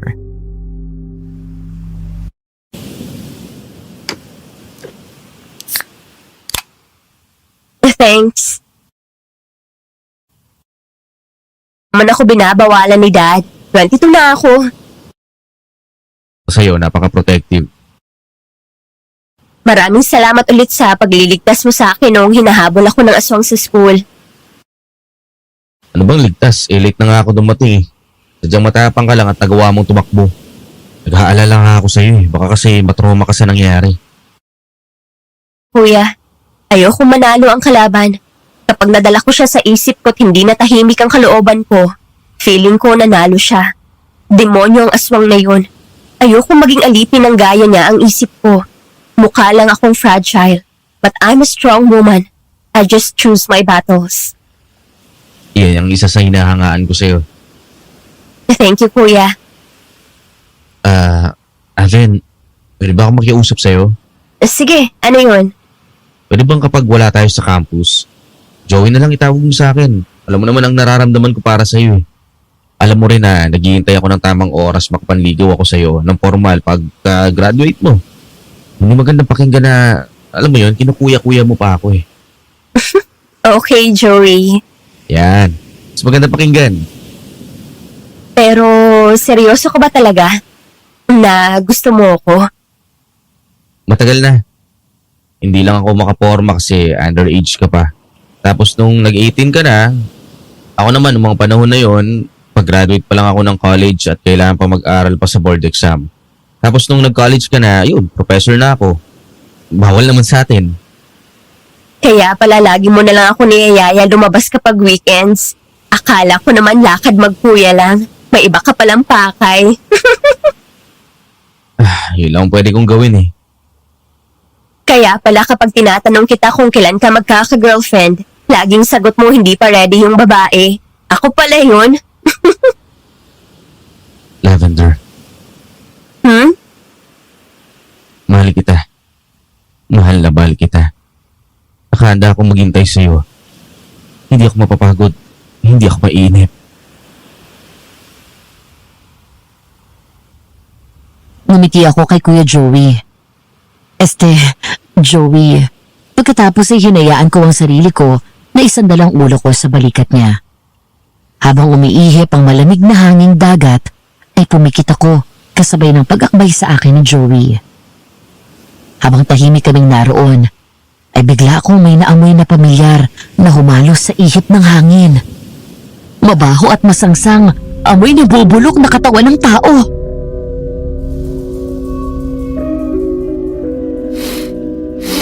Sandali lang. Hindi mo ba naaamoy yun? Ang alin? Yung amoy na parang naaagnas na bangkay.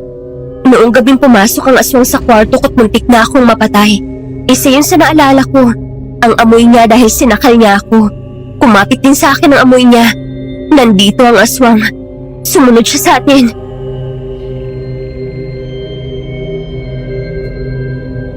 Halos sabay kaming napatayo ni Joey at lumingon sa paligid. Mahigpit niyang hinawakan ang kamay ko habang hawak namin ang bote ng beer sa kabila. Tumama man ang hinala ko at dumating ang aswang. Kahit paano ay may armas kami laban dito. Napatingin ako sa bandang likod ng isang cottage. Sa likod ng isang malaking puno, isang pares ng mga mata ang nahuli kong nakamasid sa akin. Matalim ang tingin at ngumisi pa, kaya agad akong lumingon kay Joey.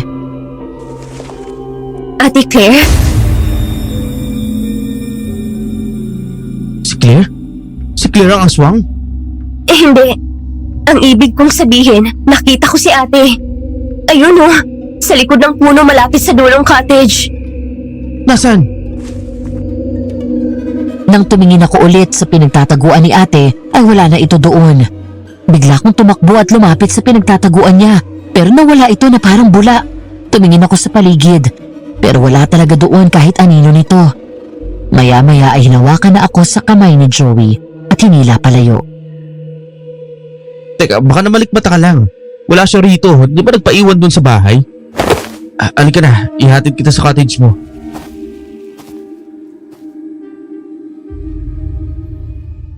Madaling araw. Habang mahimbing ako sa pagtulog ay naalimpungatan ako nang marinig ko na tila nagkakagulo sa labas. Napilitan akong bumangon at mas naging malinaw ang narinig ko. Mula doon ay narinig ko ang boses ni Joey at Gian. Sumisigaw na parang galit at takot habang may mga gamit na nagbabagsakan o nababasag. Nagmadali akong bumaba ng kama at nagsuot ng hoodie jacket saka tumakbo papunta sa cottage ng dalawang lalaki. Ang aswang! Nanlaki ang mga mata ko nang makita ang aswang na nasa loob ng cottage ng dalawa. Si Gian ay nasa labas at nakahiga sa buhangin. May malay ito pero namimilipit. Nagmadali akong nilapitan si Gian at nakita ko ang mahabang kalmot nito sa braso na nagdurugo. Gian! Si Sir Joey! Nang tumingin ako sa loob ng cottage ay nakita ko na sakal na ng aswang si Joey. Labis akong nag-alala sa nasaksihan ko. Agad gumala ang mata ko sa paligid at naghanap ng maaring magamit laban sa aswang. Hanggang sa di kalayuan, sa ilalim ng puno ng buko ay may nakita akong itak. Tumakbo ako palapit doon at agad kinuha yon saka pumasok sa cottage. Hoy! Demonyo ka! Matapos yun ay agad kong tinarak ang itak sa likod ng aswang. Malakas itong umangil at nabitawan si Joey. Agad itong humarap sa akin at mabilis na nasunggaban ako sa leeg. Sabay hagis sa akin ng malakas at tumama ako sa pader. Aben? Hindi na ako natatakot sa'yo. Kung sino ka man na nagtatago sa likod ng malademonyong mukha na yan, kung talagang matapang ka, magpakilala ka! Galit na sumigaw sa akin ang aswang. Sa halip na tumakbo ay matapang ko siyang tinitigan sa mata. Nang muli akong hablutin ito sa suot kong hoodie, doon ko siya sinapak ng malakas sa mukha. Ramdam ko sa higpit ng hawak niya sa akin ang labis na galit nito. Aben! Duwag ka! Duwag! Matapang ka lang dahil nakatago ka sa likod na nakakatakot na mukha mo! Bitiwan mo ang anak ko! Hayop ko! Sabay pa kaming lumingon ng aswang doon sa may pintuan. Nakatutok sa aswang ang baril na hawak ng daddy ko. Bigla akong hinagis ng aswang papunta sa daddy ko, kaya nabitawan ito ang baril at nasalaw ako. Pagkatapos ay mabilis na tumakas ang aswang na dumaan sa bintana. Anak, ayos ka lang? Opo. Pero si Joey at Gian, Dad.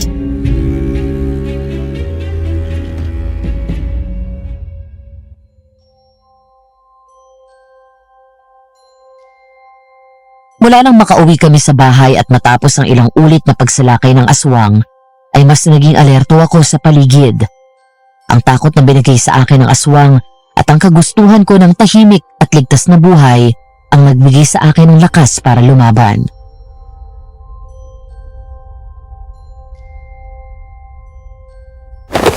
Manang, sigurado po ba kayo na gagana to? Oo.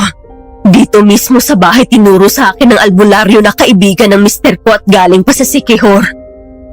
Pero paano po natin makikilala ang aswang? Paano tayo makakasiguro na babalik siya dito? Basta, nasisiguro ko. Habang inaayos ni Manang ang mga gagamitin na panlaban daw sa aswang, ay iniwan ko siya at pumunta sa sala. Paakyat na ako sa kwarto ko nang marinig akong tinawag ni Daddy, kaya naman dali akong lumapit. Anak, kunin mo nga yung eyeglasses ko sa library natin sa taas. Nandun lang sa desk ko. Okay po. Sinunod ko ang sinabi ni Daddy. Pagkakuha ko ng salamin niya, ay aksidente akong bumangga sa bookshelf na nasa likod ko at bahagya iyong umuga. Mula sa pinakatuktok ng shelf ay bumagsak ang isang notebook. Napakunot-nuwa ko nang makilala yun. Teka, kay Mami to ah. Sinusulatan niya to dati. Haven, yung salamin ko. Pababa na po!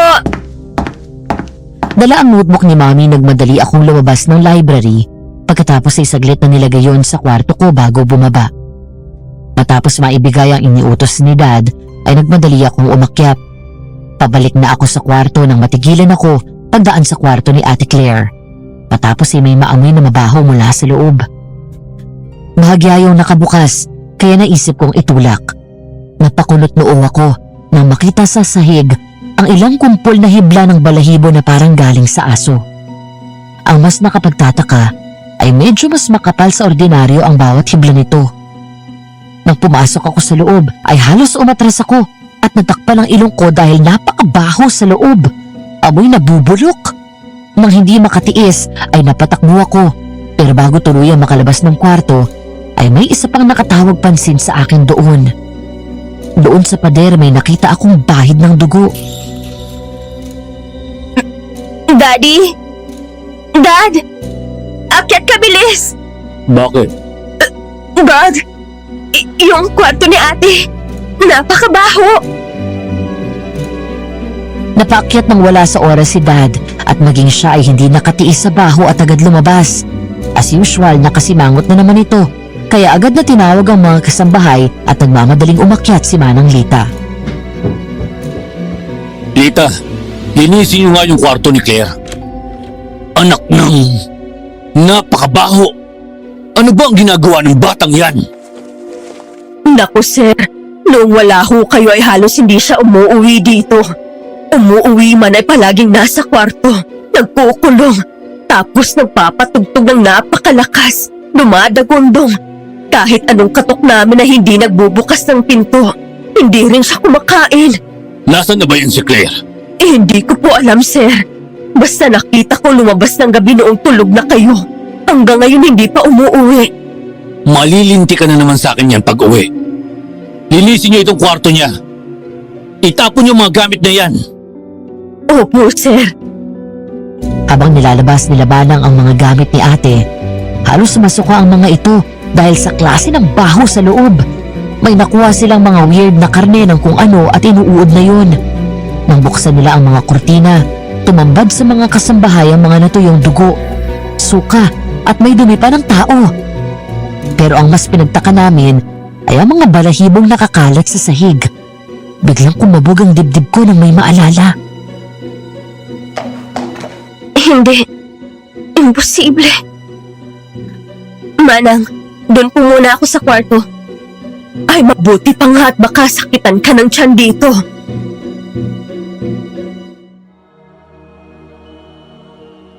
Lumipas ang mga oras nang hindi ko namalayan. Masyado akong nalibang sa pagbabasa ng diary ni Mami. Natatawa ako sa ibang sinulat niya kapag ang reklamo nito ay tungkol sa kakulitan ni Daddy o ang mga pagsiselo sa mga babaeng business partners nito. hanggang sa biglang nagbago ang timpla ng mga entry niya sa diary. Ang mga nakasulat doon ay tungkol kay Ate Claire. Pinahayag ni Mami doon ang takot nito kay ate. May iba pang sinulat si Mami na nagsisisi ito na inampun pa nito si ate. Ampon si ate. Ang akala ko sabi niya, Pinagpatuloy ko ulit ang pagbabasa hanggang sa makarating ako sa page ng huling entry nito. Nakaramdam ako ng pamilyar na bigat sa dibdib nang makita na ang petsang huling sinulatan nito ay isang araw bago ito namatay. At literal na nanlaki ang mga mata ko sa aking natuklasan. Dumating na ang araw na kinatatakutan ko. Nagkamali ako. Hindi ko dapat kinuha si Claire at hanggang ngayon ay wala pa rin alam si Efren sa katauhan ng bata. Nakita ko siya. Nagbagong anyo at naging aswang. Isang aswang na mukhang lobo ngunit mahaba at makapal ang kanyang balahibo. Kapareho siya ng tatay niya na isa ring aswang. Isang nilalang na hayok sa dugo at laman ng tao. Nagsiselo siya kay Abby. Nasasaktan ako bilang ina. Sa kabila ng katauhan ni Claire, anak pa rin ang turing ko sa kanya. Pero kagabi, nakita ko na nagbagong anyo siya at muntik patayin si Abby habang natutulog. Natakot ako para sa kaligtasan ng asawa at anak ko. Sana hindi ko na lamang inampun ng bata. Sana hindi na lamang ako nag-alaga ng aswang. si ate, siya ang aswang na gustong pumatay sa akin.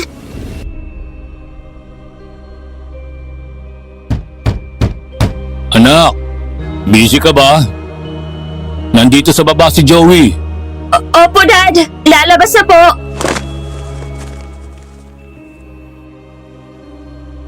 Pero kabaligtaran sa sinabi ko, hindi agad ako nakakilos. Nanatili lang doon na nakaupo sa kama ko. Tulala at hindi alam kung paano ipoproseso ng isip ko ang katotohanan. Umagos ang mga luha ko. Nasaktan ako. Ang aswang na hinahanap namin at gustong pumatay sa akin ay nasa loob lang din pala ng sarili naming tahanan. Hanggang sa napalingon ako sa pinto nang marinig ang boses ni ate sa labas.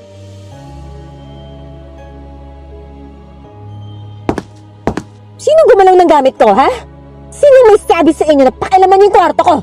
Manang Lita? Hindi ako nagmadali sa paglabas. Malakas ang kabog ng dibdib ko nang buksan ang pinto at sumilip lang doon. Wala sa kinatatayuan ko ay kitang-kita ko ang bagsik ng mukha niya dahil sa galit. Matalim ang mga tingin at parang kumapal ang kilay nito. Natakpan ko ang bibig ko at pigil na umiyak. Parang hindi na ito ang ate Claire ko na nakilala ko noon. Ang sweet at malambing na ate ko sa kabila ng paulit-ulit na pagkukumpara sa amin ni Dad. Ano ba at sigaw ka ng sigaw dyan? Sino nakialam sa kwarto ko? Ako. Ako ang nagpalinis niyan. Kung hindi pa nakita ng kapatid mo, hindi pa namin malalaman na sobrang baho at dumi sa loob. Daig pa ang amoy ng kanal. Napakababoy mo. Kababae mong tao. Kahit punuin ko ng basura yan, wala kayong pakialam. May pakialam ako dahil pamamahay ko ito. Ano bang pinagagagawa mo, ha? May mga nakita kaming rebulto na kung ano-ano. At may mga laman na nabubulok. Ang akala ko nag-aaral ka. Anong kalokohan ang pinasok mo? Bakit ka ba nagtatanong pa, Dad? Dati naman wala kang pakialam, ah. Wala ka naman ibang nakikita sa bahay na to kundi ang magaling mong bunso, di ba? Kahit kailan baluktot yung utak mo, Claire. Tinatama ko lang ang pagkakamali mo. Para to sa kabutihan mo. Lagi naman ganyan ang linya niyo, eh. Para sa kabutihan ko? Talaga? Eh mula nang nagkaisip ako hanggang ngayon, wala kang ginawa kundi ikumpara ko dyan kay Aven. Daddy, hindi ako kasing galing at talino ni Aven. Hindi ako kagaya niya na halos lahat nagiging kaibigan. Hindi ako kasing talented niya. Sa halip na turuan niyo ako kung saan ako nagkakamali, pinaramdam niya sa akin na para akong pinakabobo at si Abby lang ang matalino. Ate, tama na. Isa ka pa! Lahat na lang inagaw mo. Mula nang dumating ka, sa'yo na umikot ang mundo nila Mommy at Daddy. Nung hindi ka pa pinapanganak na sa akin lahat ng atensyon at pagmamahal nila.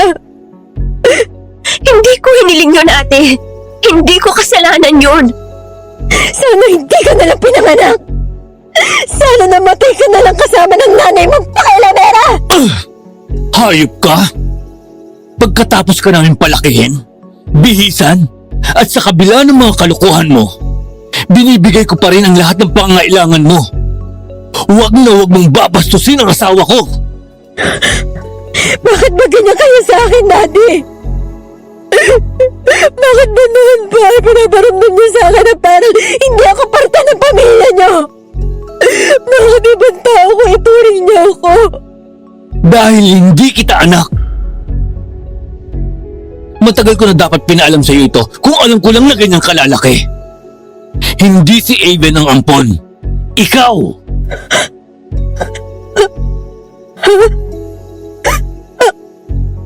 Ako? Ampon? Hindi. Hindi. Nagbibiro ka lang. Totoo ang sinabi ni Dad. Sinulat ni Mommy dito sa diary niya. Hindi. Hindi ako ampon! Totoo ang lahat, Claire.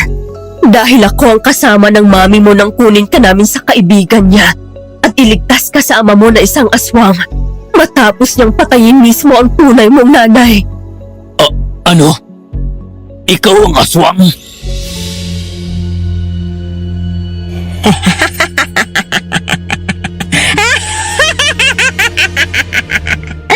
Hindi niyo na dapat nalaman yan. Ate, tama na. Huwag mo nang paabutin sa ganito. Pakiusap. Tumatawa si ate at nanlilisik ang mga mata na tumingin sa akin. Nang mga sandaling iyon, alam ko na hindi si ate ang kaharap ko, kung hindi ang demonyong naninirahan sa puso niya. Kumahangos na umakyat si Joey at hinila ako at si Daddy pababa. Nagmamadali kaming tumakbo pababa at tumakbo sa labas. Ngunit nasa garden pa lang kami ay narinig na namin ang malakas na angil nito. Matapos yun ay sumunod naming narinig ang mabigat na yabag nito pababa. Nang lumingon kami ni Joey, isa ng ganap na aswang si ate. Sa kabila ng mabilis na takbo namin ay naabutan pa rin kami nito. Agad na hablot ng aswang si Dad sa batok at hinagis, kaya tumama ang katawan nito sa pader. Daddy! Huwag kang lalapit, anak! Joey! Itakas mo na siya, bilis! Hindi kita iiwan dito. Kaya ko ang sarili ko, anak! Iligtas mo ang sarili mo! No, Dad! Hanggang sa naalala ko ang baril ni Daddy. Nagmadali akong tumakbo pabalik ng bahay at dumiretso sa kwarto ni Dad. Nang makuha ko ang shotgun ay saka ko bumalik at kinasa iyon. Pagkatapos ay umiiyak akong tinutok yon kay Ate Claire. Hayop kang matanda ka!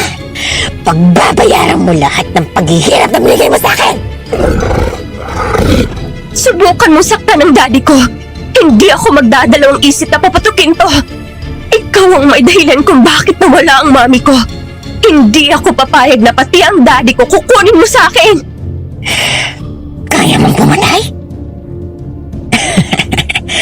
Ang malaanghel sa pait at ang perpektong anak papatay? Hindi mo kaya, Aven. Dahil mahina ka. Wala kang alam gawin kung hindi ang umiyak, magsumbong, at magtago sa likod ng mga taong kulang na lang isambahin ka. Kung ano man ang meron ako ngayon, kung ganun man ang tingin sa akin ng mga tao, sila ang pusang nagbigay sa akin noon. Hindi ko yun hiningi. At huwag mo akong gawing dahilan. Hindi ko kasalanan kung hinayaan mong malamon ka ng insecurity at inggit mo sa halip na patunayan mo kay Daddy na kaya mong magbago. Nang muli itong umangil ay sumigaw si Daddy matapos ibaon ng aswang ang kuko sa tiyan nito. Kaya bago pa tuluyang madukot nito ang tiyan ni Daddy, ay bigla kong pinutok ng shotgun ng isang beses. Nabitawan nito si Dad at muli kong binaril ito at tinamaan sa hita. Lumayo ka sa daddy ko! Alam mo ba ang totoong dahilan ng pagkamatay ng Mommy? Sadya kong binangga ang kotse para mamatay siya. Narinig ko silang nag-uusap ni Manang at narinig ko na ampon ako. At anak ako ng isang aswang. Nasaktan ako nung marinig ko si Mommy na nagsisisi siya na inampon niya ako. Kaya pinatay ko siya bago pa niya ako palayasin. Hayop ka! Demonyo ka na talaga! Hindi na malaya ni Ate Claire na nasa likod na pala nito si Joey, na nang mga sandaling yon ay may hawak na isang kulay brown na manipis na lubid. May mga nakadikit doon na kulay dilaw na parehibang papel at may nakasulat na pulang tinta na Chinese characters na hindi ko maintindihan. Bukod doon ay may mga nakastapler na mga nakatuping papel na puti, mga sanga at dahon. Pagkatapos ay isinaksak ito ni Joey ng itak sa likod gamit ang isang kutsilyo. Nang mapaluhod ang aswang, katulong si Manang Lita ay tinali nila ang aswang gamit ang lubid na hawak ni Joey. Matapos yun ay nakita namin ito na nagdasal hanggang sa sumigaw ang aswang. Madali, Joey! Italok mo ang puting tela! Sinunod ni Joey yun. Pagkatapos ay tumakbo kami kay Dad at inalalayan itong tumayo. Mula doon ay pinanood namin ang nangyari. Habang patuloy na nagdarasal si Manang Lita, ang aswang naman ay patuloy ang pagsigaw na parang napapaso ito. Matapos magdasal ay pinalo ni Manang Lita ng buntot pagi ng 3 beses ang aswang. Nagpalit-palit ang boses ni Ate Claire mula sa pagiging aswang at normal hanggang sa...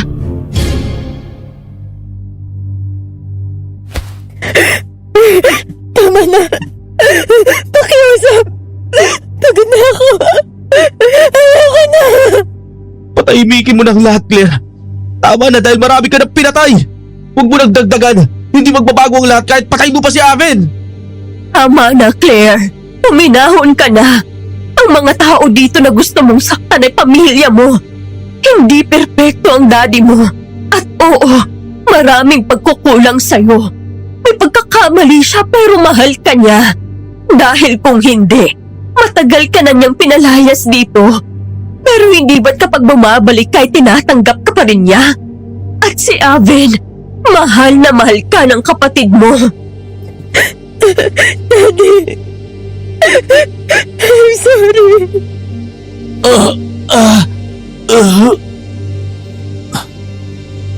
Patawarin mo ako sa pagkukulang ko. Pero bilang magulang, yun ang alam kong paraan ng pagdidisiplina sa'yo.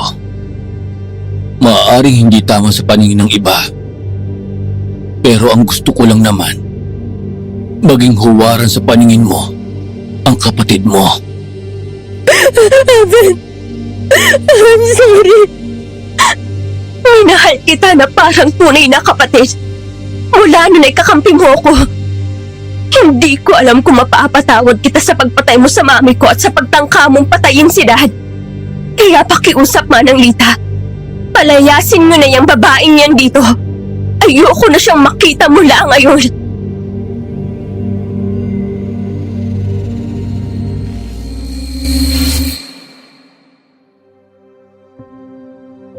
Noong 1 linggo lang ay sa wakas nakagraduate na rin ako. Matapos namin mag-celebrate sa bahay ay lumabas kami ni Joey. Ang dapat sana'y formal na pag-uumpisa ng panliligaw nito ay ang araw na sinagot ko siya.